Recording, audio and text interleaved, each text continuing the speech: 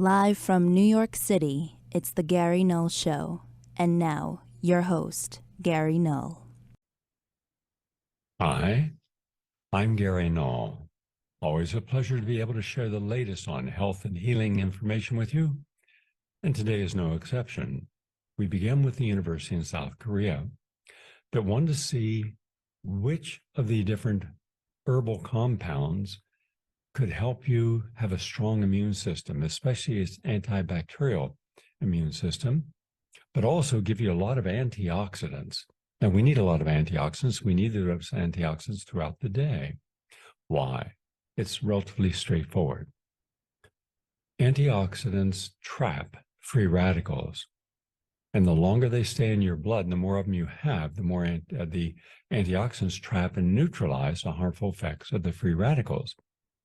Free radicals are what damage our cells, and they're a normal part of life. For example, if I go out for a run in the morning, my body's benefiting. If I do it for longer than about 45 minutes, which I should, and you should, then you create endorphins.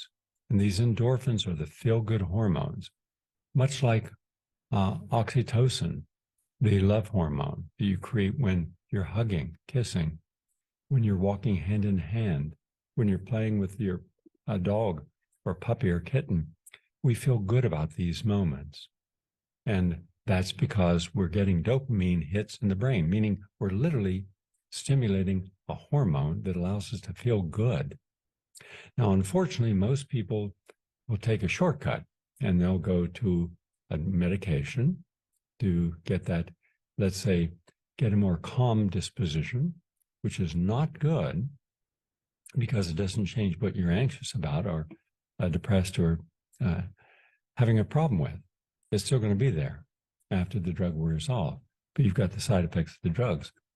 But when you go out for an exercise, the side effects of working out, let's say 10,000, 15, 20,000 steps a day, if you're power walking, and you have a little, it cost me, I think, $15. It's a little counter, and it goes on your hip, and every stride you take, it measures it. So that way you know how far you're walking or jogging. So when you go out for a walk and you start to stimulate endorphins, the feel-good hormones, that's terrific. But the side effect is you've lowered your blood pressure. You've reduced the body's body mass index, which is your fat, mainly around the belly. You've also strengthened your muscles. You've given yourself more endurance, stamina, and even better balance. Those are the side effects of exercise. All good. Now, when you take in some green tea, according to the university, you're also giving yourself the antioxidants, much like vitamin C. But of all the different herbs, it's the best. It gives you the most. That's according to the findings here. And those antioxidants are trapping and neutralizing the free radicals that are also caused by the exercise. So you get all the good of the exercise and none of the downside. Now, a lot of people don't drink green tea. If you're into the health movement, you certainly have been experiencing it, but most people just drink coffee. Okay. Now, the caffeic acid and other antioxidants that are in the green coffee bean before it's cooked, those are powerful and those are good for you. But once you brew the coffee, then you're ending up with a highly acidic, anabolic producing substance. That's not good because, first of all, you're getting that caffeine and you don't want that caffeine. That caffeine done on a regular basis will exhaust your adrenal glands. So therefore, you keep going back to the coffee to have more alertness. And that's not good. That's an artificial creation. And that'll burn you out. You end up having these highs and lows throughout the day. Whereas green tea, especially decaffeinated green tea, you're even throughout the day. In fact, green tea also has what is called theanine. Theanine, which is an amino acid, calms you down. About 200 milligrams of theanine, and you're just nice and calm, very good disposition. So green tea, great for antioxidants, and it also has antimicrobial properties, antibacterial properties. And they took a look at a lot of different substances that people consume, like a green tea, black tea, rosemary, lemongrass, mulberry leaf, bamboo leaf, lotus leaf, peppermint, persimmon leaf, and mate. It was the best. So now you know what to take if you want to have more energy and have fewer free radicals, which destroy your cells and cause you to age prematurely. And by the way, it's used all over that part of the world: South Korea, Japan, and China. 6 minutes of daily high-intensity exercise, where you really go for it, could delay the onset of Alzheimer's disease. This is from the University of Otago, Otago, which is in New Zealand. That's right. 6 minutes of high-intensity exercise. So let's just say that you're in the gym and you're doing different resistant exercises. Well, then suddenly, let's say you're making curls, right? And you're doing them slow and counting them. Well, you do it really fast. Put it in, or in high gear. Let's say you're on a stationary bike and you're going at a normal pace, and then you click it into the most resistant position where you really got to push to get those tires moving. And you do that. That's high intensity. Or you're out power walking and you're walking a 17-minute mile. And then you want to put it into a 14-minute mile, high resistance, high intensity. Why is this important? Because it extends the lifespan of a healthy brain and delays the onset of neurodegenerative disorders such as Alzheimer's and Parkinson's. This was published in the Journal of Physiobiology, and it shows that a short burst of intense bout of cycling increased the production of specialized protein that is essential for brain formation and learning and memory, and could also protect the brain from age-related cognitive decline. So this insight on exercise is part of the drive to develop accessible, equitable, and affordable non-pharmacological approaches that anyone can adapt to promote healthy aging. And by the way, you're actually aging from the age of 27, what we would call advanced aging. So it starts early. And the more things you do that can help slow that process down, the more surviving of your neurons. And you're promoting neuroplasticity, the ability of the brain to form new connections and pathways.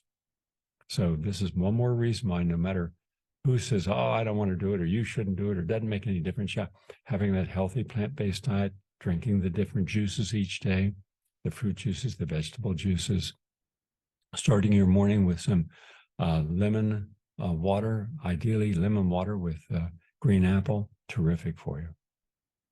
Also, if you fasted for up to 20 hours, having liquids, you can have your liquid protein, you can have your vegetables and fruits in liquid form, but no solid food.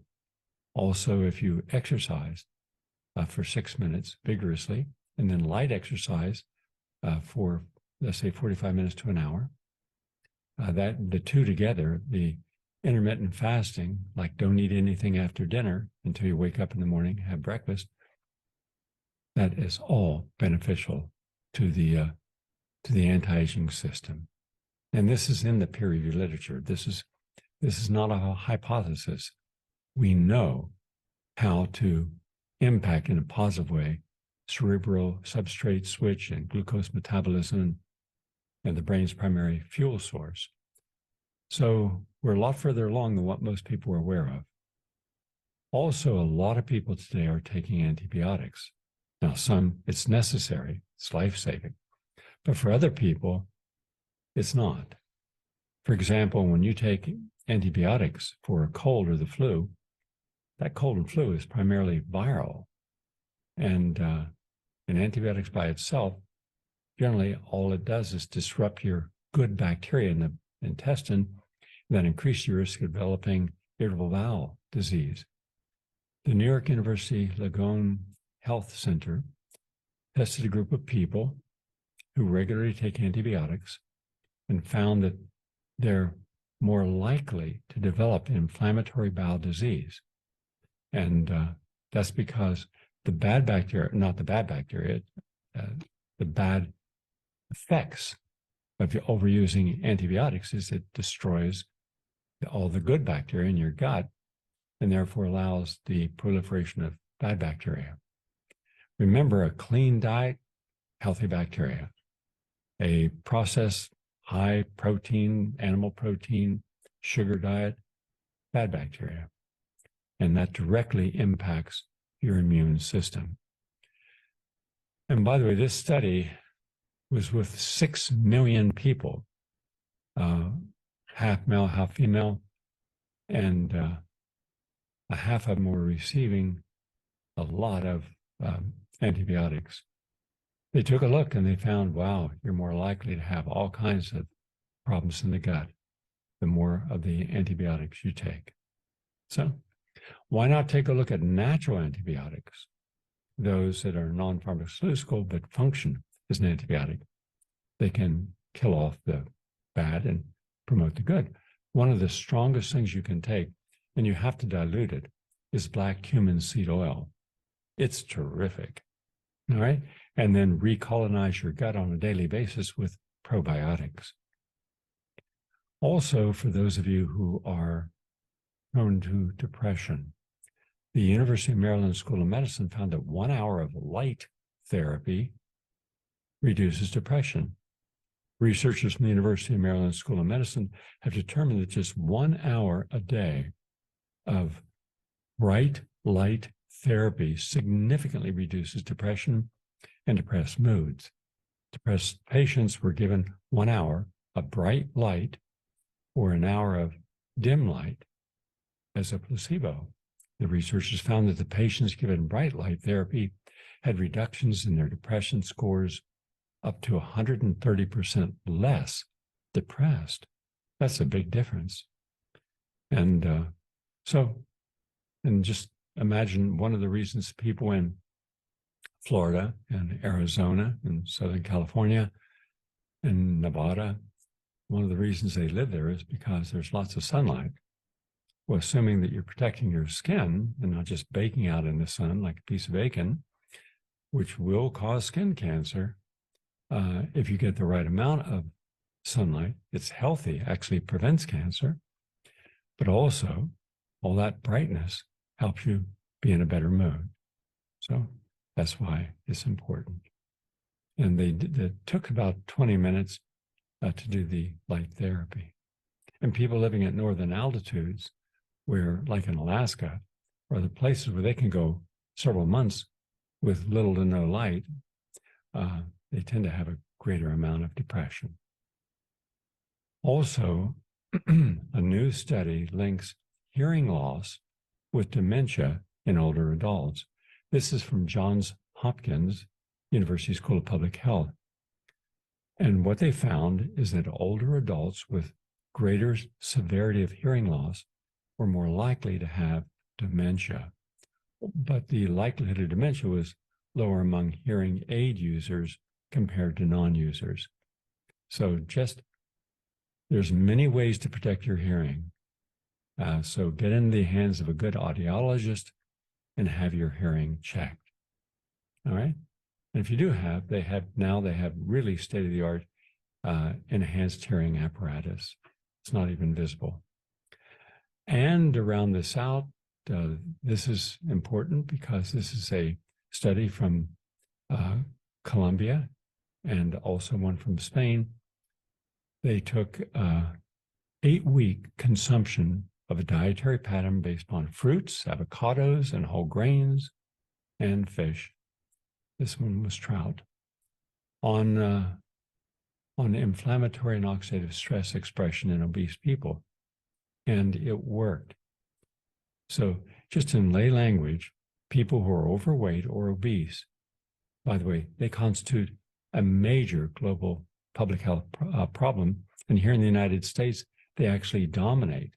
So if you're obese, you're in the majority of American adults. And that's also a problem for a lot of children. We have about 20 to 30 million children who are overweight or obese and unhealthy. many of those children will not outlive their parents. And that's something that we should all be concerned about. And it's not because they're not getting any input. The trouble is they're getting the wrong input. And I wish that I could say that the people running the television networks and the magazines and radio networks were all ethical, but clearly they're not, because they know that many of the foods that are promoted in the advertisements that entice people, actually indoctrinate people, and you've seen them 100 times, then you're outside and you're hungry. Well, I'll just go over there and get one of those sandwiches. Way too much protein, or that drink, way too much sugar, empty calories, or fed, undernourished.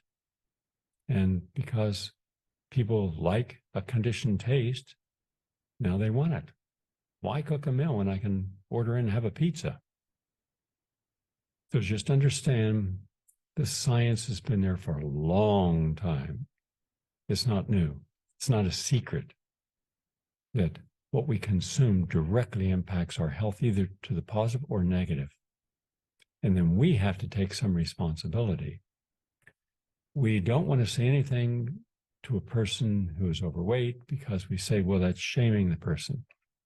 There's a difference between saying something to make a person feel bad about themselves, which we should not do and do not have the right to do, versus encouraging a person to become aware of the consequences of the choices they make.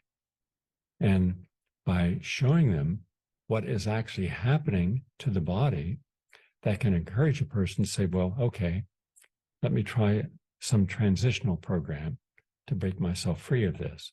Okay. I did this with a group of children. We did this in a high school in Harlem. In fact, I don't know, none of the younger persons would probably know her name, but she was Gloria Swanson.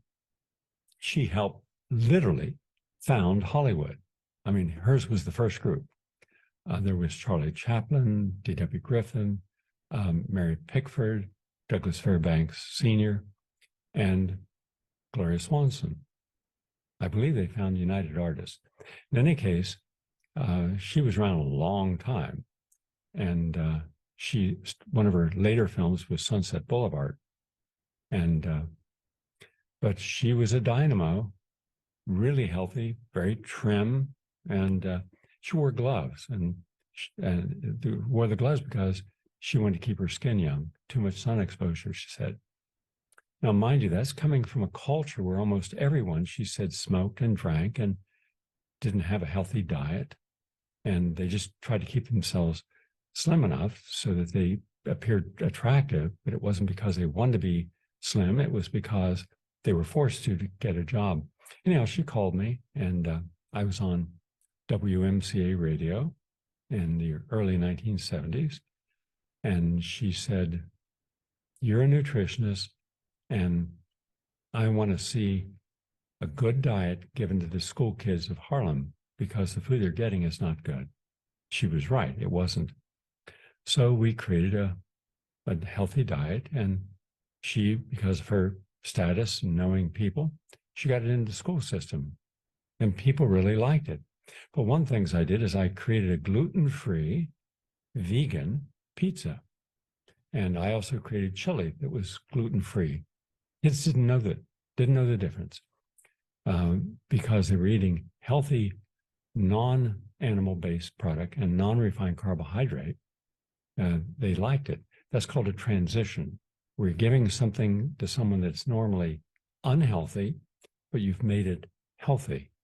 And I remember in the 1980s when the first dairy-free ice creams came on the market. It was, at that time, it was from brown rice. But you'd wonder, how did you get brown rice? Now you got a white ice cream. But it tasted like and had a mouthfeel because of the fat content of ice cream, but it was healthy. So we can make transitions to a healthier way of being. And if we do that, then we're no longer going to be overweight, especially if we're also exercising. And this study showed that 8 weeks consuming a diet of fruits, of avocados, of whole grains, and fish made a big difference in the way a gene is expressed in our body. So it helps us at the genetic level. And this is one of the first studies to do it at the genetic level. So glad to see that this happen. Just more information to pass on to you. We need to be living a longer life. To live a longer life, you got to live a healthier life. And remember, you can go to GaryNull.com, scroll down, and sign up for the newsletter that we have. All right? That's it for now. We're going to take a break and come back for the rest of our program. And please always share good information with others. We all deserve to live a longer and healthier life. Back in a moment. Please stay with us. Are you tired of closed-minded programming? Well, look no further than PRN.Live, the home for progressive voices.